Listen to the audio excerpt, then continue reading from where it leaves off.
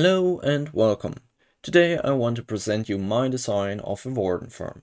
It produces around about 350 sculk catalysts per hour and makes use of tripwires. I just quickly demonstrate how the farm works by stepping on the sculk trigger so we can start the farm.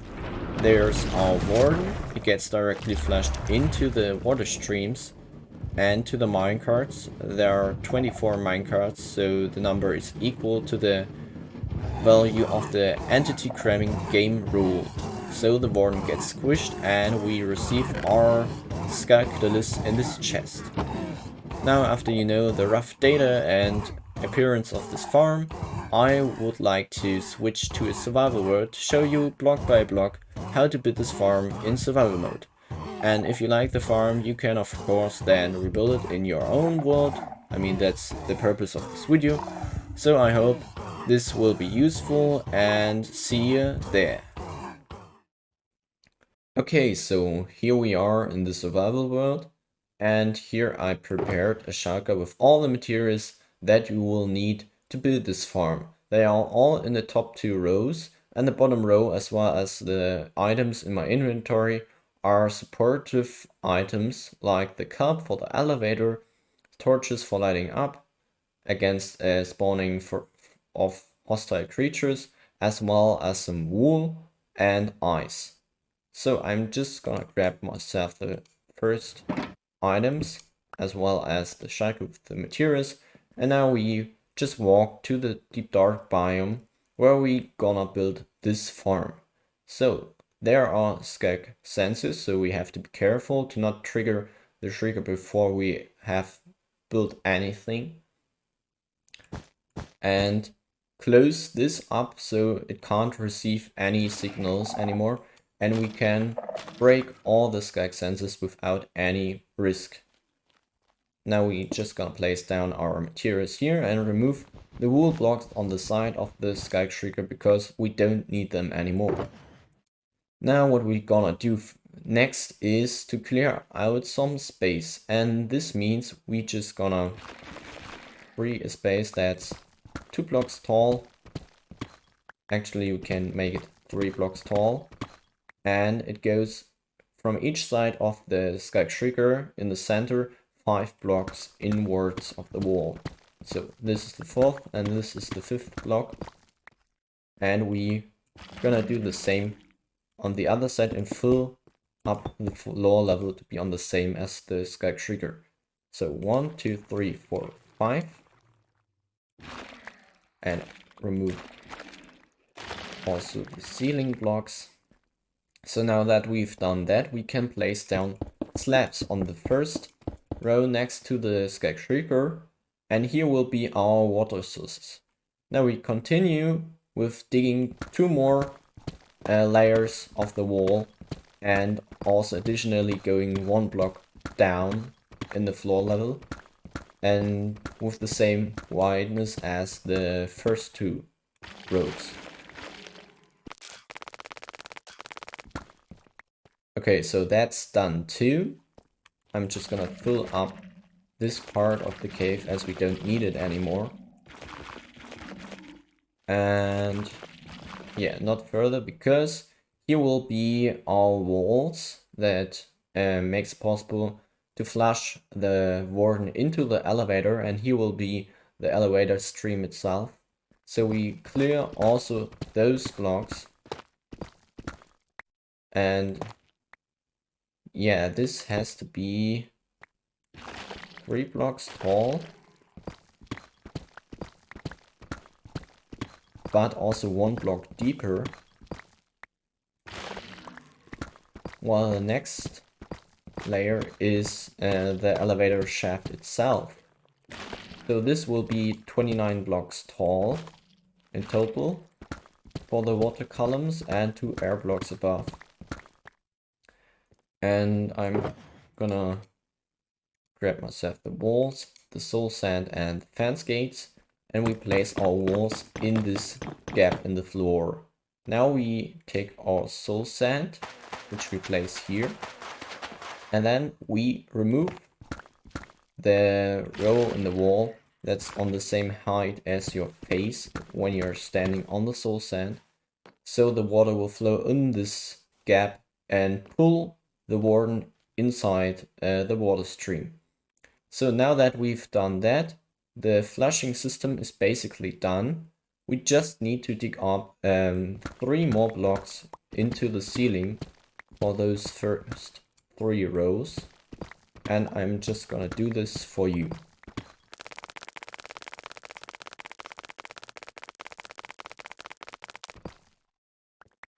Okay, so now that we have also finished this part, we remove some blocks in the sides for the pistons to fit in.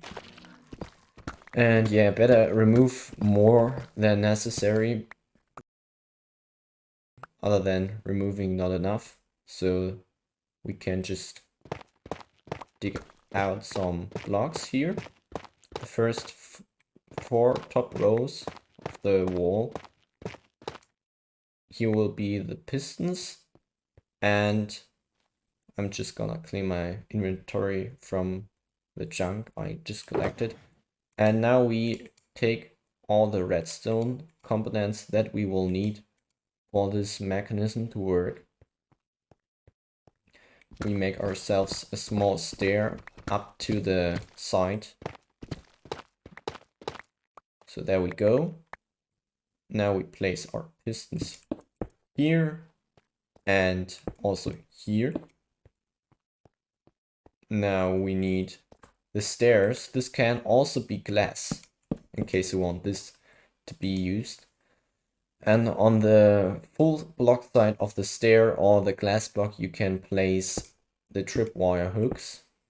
And now you make yourself a small walkway to the other side, because you will need this space anyway for the wiring of those 2 sides. Okay, so now we are on the other side. Those 3 blocks need to be solid, those 3. And now you can place 4 redstone dust here and the tripwire hooks on the side of those solid blocks. What you need next is an observer, which you place here, looking with the red dot side, which is the output side in this direction.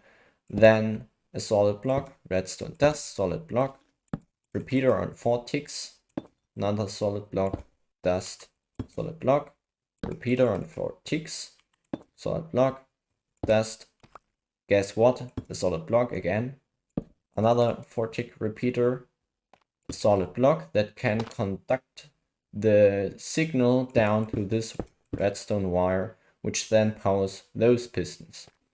Now we've done this, we just need to set up the spawning platform as well as the tripwires.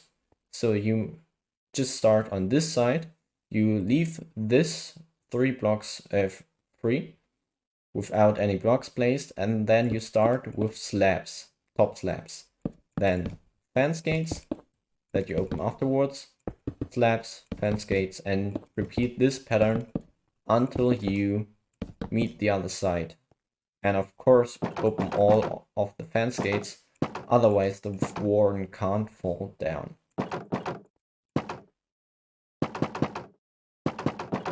So that's done. Now we just place the tripwires.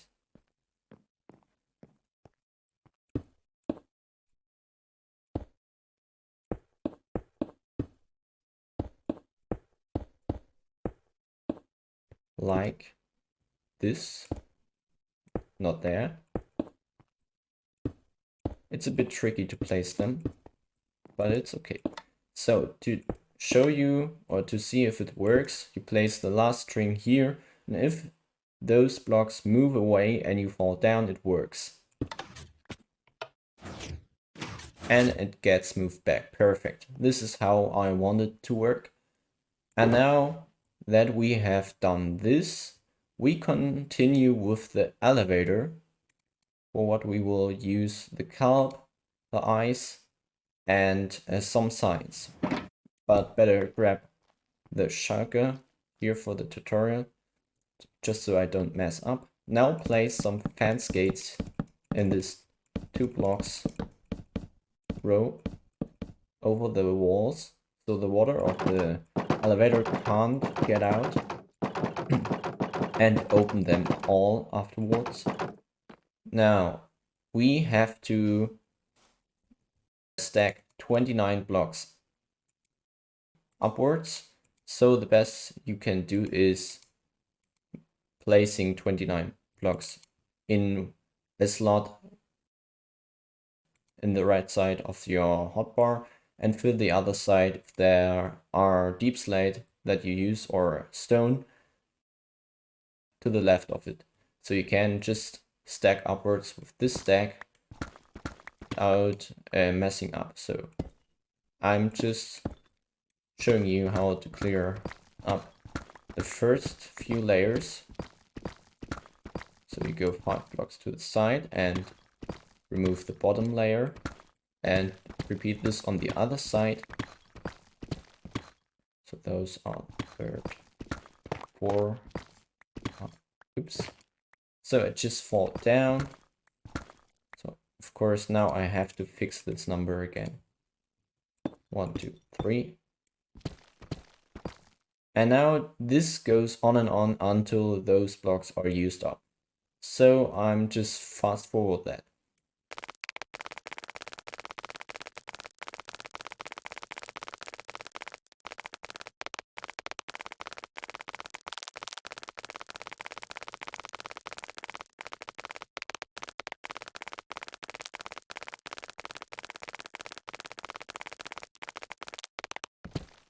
Okay, when you're about to use up all the 4 blocks, you count 1, 2, 3, 4, and then another 2 blocks.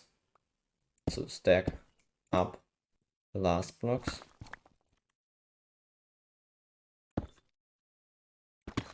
So we hit the cave there.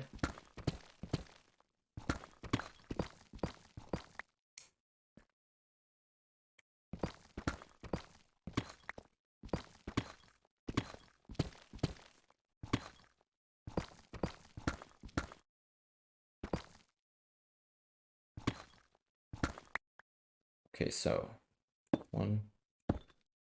And now go so that you are 2 blocks below the ceiling, and then clear out this whole part, but 2 blocks deep into the wall.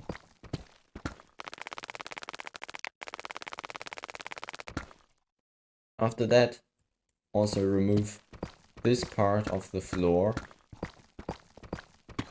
so we can center all the wardens into one spot so that they can be killed easily. Then place the signs like a T and continue the top section, but leave the last block without a sign, and the same goes for the other side. Now we have to remove this pillar again, but place some water first so we can get up easily again. So perfect. And then can place, of course, a torch here so no mobs will spawn. And now we remove this pillar and start with filling the elevator with water source blocks. And for that we will use sculk because that's the easiest way. I always do it like so that I use 2 blocks and the elevator has the right height so that you don't drown normally if you're working good. First 2 rows are the most dangerous ones because you have no bubble columns to pull the bubbles, the air bubbles. So you could drown or at least take some damage. Or you use respiration, that's also a way. And now that we've done that, you see there are bubble columns. And now we start with the next 2 rows. And if our air is getting low, we just go in swim position and press sneak and go into the bubble column and look a bit downwards so we don't get moved upwards. And once they are refilled, we can continue with placing kelp. Then we again swim down and remove the kelp. This doesn't work right now as I need to place a water source here so I can expand the kelp up to the top. So there it goes. And now I remove this kelp again, and this steps continues until I'm on the other side. So see you when I'm done.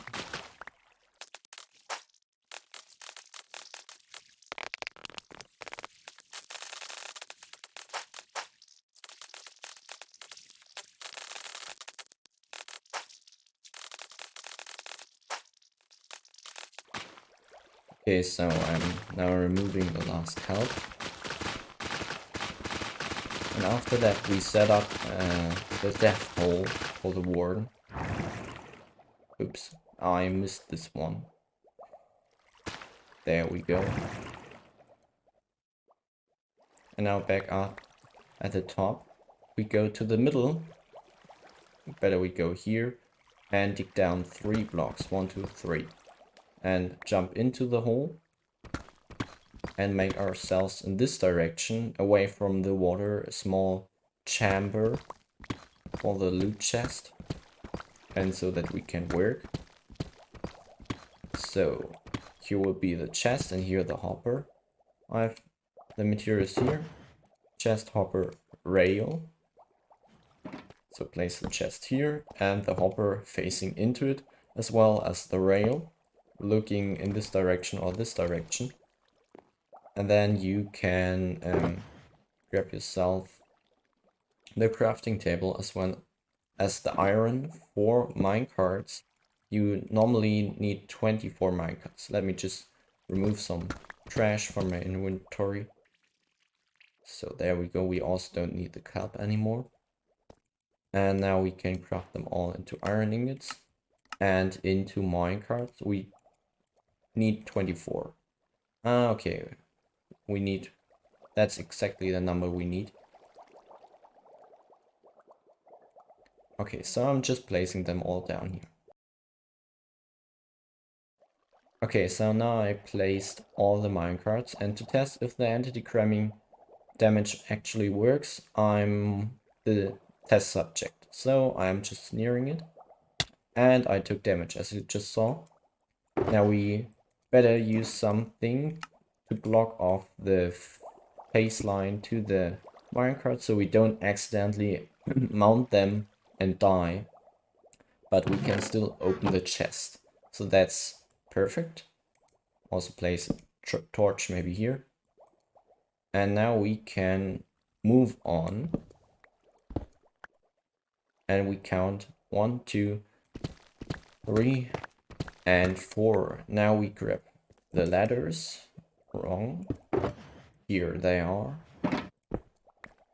As I know that there are no caves below until the Shrieker, I can use a stupid strategy that I would not recommend. But it's just faster.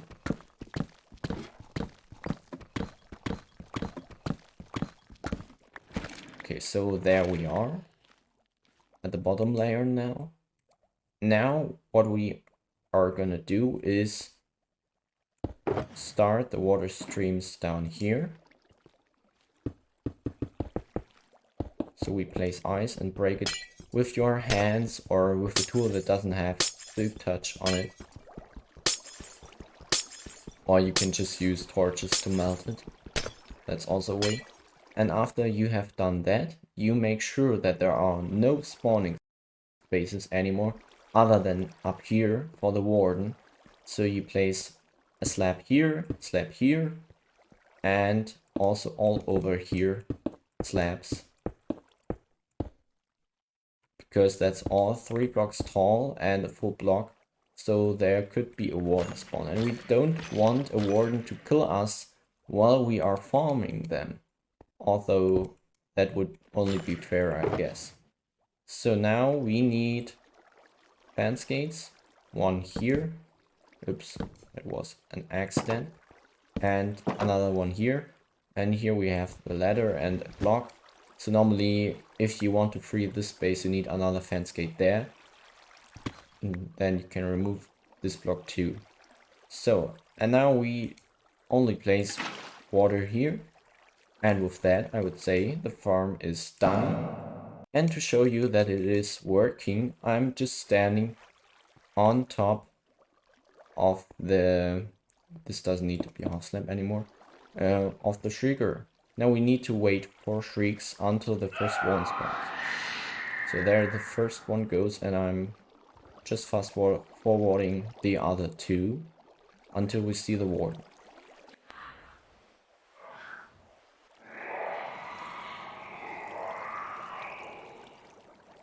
There he is, as you just saw, and he immediately gets flushed into the water stream. Alright, when the cooldown of the trigger runs out, it can shriek again because the warden is out of reach of the trigger. And with that we get around about 340 scullk catalysts per hour, as I mentioned in the intro. And to show you that they are dying up there, I now do what you shouldn't do, and that is visiting the loot chest while there are wardens, because they can kill you with their range attacks, so be careful, or just not do it and wait until they have died all. So there they are, and if there is a warden dying, the loot will be in this chest. Just gonna wait. Hopefully they not kill me until I see the first catalyst. Oh god. Oh, I should maybe... that's probably the best idea to wait a bit down here. Wow. Still far enough. So... yeah, Warden dies. You just saw it in the subtitles. Of course we get lasered again. Word charges, but now we see 3 sculk catalysts, and this one should die soon, very soon, as they all spawn within 5-6 seconds. There he goes. 4 sculk catalysts. So I hope you enjoyed this tutorial, and if you did so, I really recommend you build this farm too if you want sculk catalysts. They can be good for experience farms, or just for building or messing around with the sculk spreading mechanic. So, see you in the next video, and have a great day. Goodbye.